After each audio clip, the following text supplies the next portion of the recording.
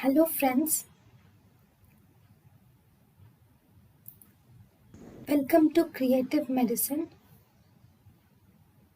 In this lecture, we will learn about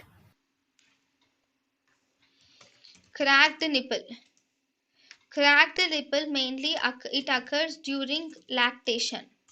Cracked nipple occurs during lactation, and the main cause, or it can this cracked nipple can lead to acute infective mastitis, because whenever the nipple is cracked, then the bacteria can easily occur from the baby's mouth to the can easily enter from the baby's mouth to the lactoferous duct and the breast tissue, leading to acute infective mastitis. In acute infective mastitis, it is most commonly caused by staphylococcal aureus.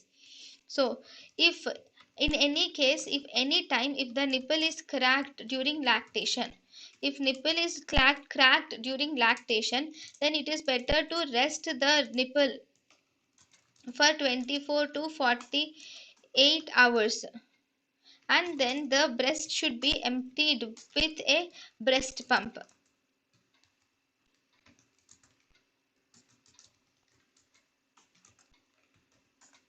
And you should reduce the feeding should be resumed as soon as possible.